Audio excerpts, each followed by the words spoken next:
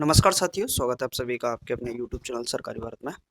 तो फ्रेंड्स, आज के टॉपिक जो अपना है वो है यूपीटेट 2024 का नोटिफिकेशन कब तक आएगा और कब तक हम अपना फॉर्म फिलअप कर पाएंगे, कब यूपीटेट की जो नोटिफिकेशन है देखने को मिलेगा, क्या इसके बाद सुपर टेट भी देखने को मिलेगा। सारी की सारी बातों के बारे में इस वीडियो के अंदर हम डिस्कस करने वाले हैं। छोटा सा वीडियो है। अगर आप यूपी से डीएलएड के कैंडिडेट हैं या फिर बीएड के कैंडिडेट हैं, अभी तक आपने चैनल को सब्सक्राइब नहीं किया है तो सबसे पहले तो आप लोग चैनल को सब्सक्राइब कर लीजिएगा। और एक बात आपको खास तौर पर बता रहा हूँ, वीडियो को देखने से पहले आपका किसी भी प्रकार का कोई भी क्वेश्चन हो, एलिजिबिलिटी से रिलेटेड किसी भी प्रकार का क्वेश्चन हो, तो आप लोग कमेंट बॉक्स में लिख दीजिएगा।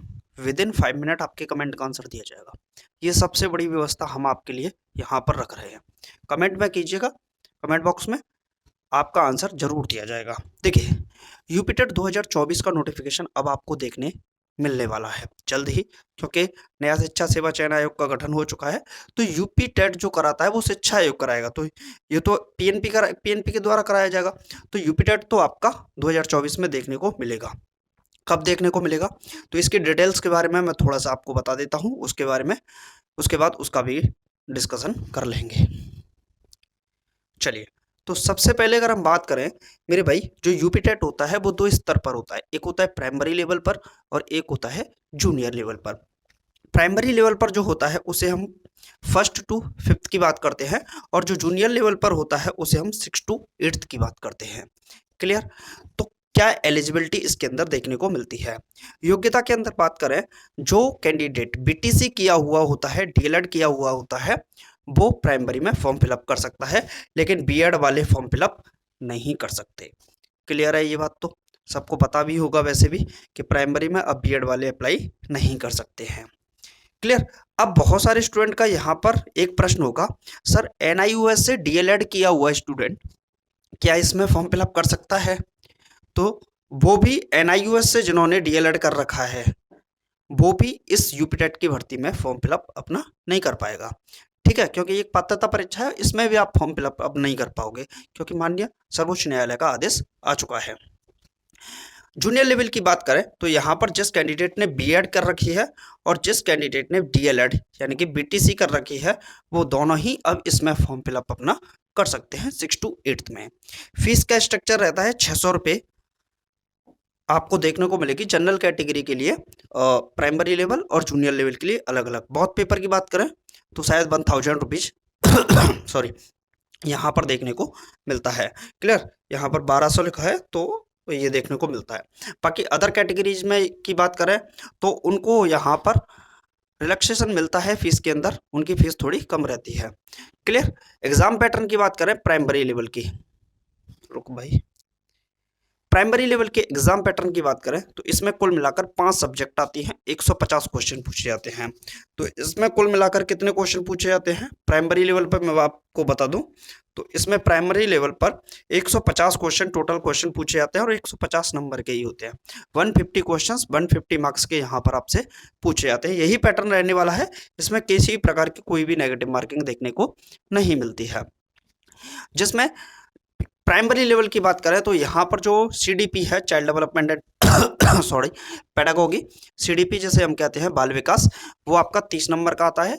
हिंदी 30 नंबर की देखने को मिलेगी। अंग्रेजी यानी कि लैंग्वेज सेकंड जो आप चुनते हैं, चाहे हिंदी के साथ आप उर्दू भी चुन सकते हैं, हिंदी के साथ आप दूसरी लैंग्वेज भी यहाँ पर चुन सकते हैं, संस्कृत वगैरह, तो वो आपकी कितने की देखने को मिलेगी 30 मार्क्स की देखने को मिलेगी। बाकी मैथमेटिक्स 30 नंबर का होता है और 30 नंबर की यहाँ पर ईवीएस जिसे हम पर्यावरण के नाम से जानते हैं वो आपको देखने को मिलेगा।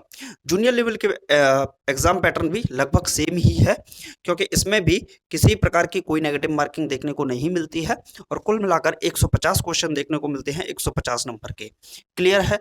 यहाँ पर बाल विकास की बात करें तो वो भी आपका 30 नंबर का पूछा जाता है, हिंदी भी 30, अंग्रेजी भी 30 और गणित।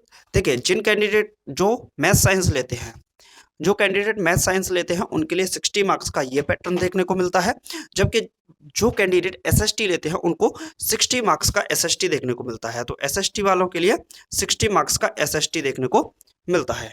क्लियर है? तो ये एग्जाम का पैटर्न रहता है और पैटर्न बिल्कुल सेम ही रहने वाला है, इसमें कोई भी आपको डिफरेंस देखने को नहीं मिलेगा। क्लियर। यहाँ पर अगर हम बात करें तो जो सीडीपी है लगभग दोनों में ही सेम रहेगी, समान रहती है, और हिंदी भी लगभग सेम ही रहती है। लैंग्वेज का जो पार्ट है वो भी सेम रहता है लगभग, और जो आपका सीडीपी है वो भी लगभग सेम ही रहती है। थोड़ा सा एग्जाम के लेवल का थोड़ा सा डिफरेंस हो जाता है, लेवल थोड़ा ऊपर नीचे देखने को मिलेगा दोनों में ही। क्लियर। इसके बाद अगर हम बात करें तो कट ऑफ मार्क्स क्या देखने को मिलती है, तो कट ऑफ मार्क्स के बारे में मैं आपको बता देता हूं यहाँ पर। जो जनरल और ईडब्ल्यूएस कैटेगरी की बात करें तो यहाँ पर 90 मार्क्स देखने को मिलती है, 60% मार्क्स आपको कम से कम लाने होते हैं। ओबीसी कैटेगरी के लिए बात करें तो यहाँ पर 55% मार्क्स यानी कि 82.5 मार्क्स आपके आउट ऑफ 150 आने चाहिए, तभी आप यहाँ पर क्वालिफाइंग माने जाएंगे। देखिए यहाँ आप कितने भी मार्क्स ले आइए उससे कोई बड़ा इश्यू अब रहने वाला नहीं है। ठीक है, तो इसका बड़ा इश्यू देखने को नहीं मिलेगा, क्योंकि अब जो परीक्षा होगी वो आपकी 90 और 10% का रेशियो बन के जो आ रहा है, नया पैटर्न जो बन के आया है उसके आधार पर होगी, तो यहाँ पर इसका कोई बड़ा रोल देखने को मिलेगा नहीं। एससी की बात करें तो 55% यानी कि 82.5 मार्क्स, और एसटी कैटेगरी की बात करें तो 55 मार्क्स यानी कि 82.5 मार्क्स यहाँ पर देखने को मिलेंगे। ठीक, तो ये आपका क्वालिफाइंग नेचर है, और इसकी जो पास करने की जो वैधता है वो क्या है, लाइफ टाइम है। एक बार आप क्वालिफाई कीजिए, बार बार आपको करने की आवश्यकता नहीं पड़ती है। लेकिन कुछ ऐसे कैंडिडेट भी हैं, क्योंकि नियम बदलते रहते हैं, परिवर्तन होते रहते हैं नियमों में, इस वजह से आप नंबर बढ़ाने के लिए भी इसको दे सकते हैं, और अपनी तैयारी को बिल्कुल उसी कैटेगरी में बनाए रखने के लिए, जैसे आपकी बनी हुई है, जिन्होंने पिछली बार दे रखा है उनकी तैयारी बनी रहे, तो उसके लिए भी बहुत सारे कैंडिडेट यहाँ पर फॉर्म को फिलअप कर देते हैं, और वो फॉर्म देते हैं जिनके मार्क्स भी वहाँ पर बढ़कर देखने को मिल जाते हैं, जिसका बदलते नियमों के साथ उनको बेनिफिट देखने को भी मिल जाता है। क्लियर है, तो ये सारी चीज़ें थी। अगर आपका अभी तक कोई क्वेश्चन है तो कमेंट बॉक्स में पूछिएगा। अब ये नोटिफिकेशन कब देखने को मिलेगा, तो आप ये मान लीजिए कि आपके जनवरी के महीने में 90% चांस है ये नोटिफिकेशन आपको देखने को मिल जाएगा। जनवरी में ये मान लीजिए 15 जनवरी से 20 जनवरी तक आपको ये नोटिफिकेशन देखने को मिलने वाला है, और मैं 100% तो नहीं लेकिन 90% आपको देखने को मिलने की संभावना है, क्योंकि सुपर टेट से पहले आपका यूपी टेट कराना अति आवश्यक है, तो यूपी टेट आपका पहले कराया जाएगा, इस वजह से आपका ये नोटिफिकेशन देखने को आपको जरूर मिलेगा। क्लियर है, तो ये जल्द ही आपको देखने को मिल जाएगा। इसके लिए हम आपके लिए जो मैथ साइंस की क्लास है उनको स्टार्ट कर रहे हैं, तो वो भी आपकी क्लासेस आपको देखने को मिल जाएंगी। बाकी हमने प्लेलिस्ट बना रखी है, वो भी चैनल पर आप लोग देख सकते हैं। ठीक है, तो हिंदी की क्लास भी स्टार्ट हो रही है जल्द ही, जो कि बहुत सारी भर्तियों को एक साथ सम्मिलित करते हुए उसमें आपको हिंदी पढ़ाई जाएगी। क्लियर है, तो उम्मीद है आपको आज का पार्ट ये अच्छा लगा होगा, और अभी तक चैनल को सब्सक्राइब नहीं किया होगा बहुत सारे स्टूडेंट ने, तो चैनल को सब्सक्राइब जरूर कर दीजिएगा। बाकी मिलते हैं फिर नेक्स्ट वीडियो में। ठीक है, तो जल्दी ही यूपी टेट आपको देखने को मिलेगा, उसके बाद सुपर टेट भी अब बहुत जल्दी देखने को मिलेगा, क्योंकि आगामी चुनाव को देखते हुए ये आपको देखने मिलने वाला है। ठीक है, thank you for watching this video.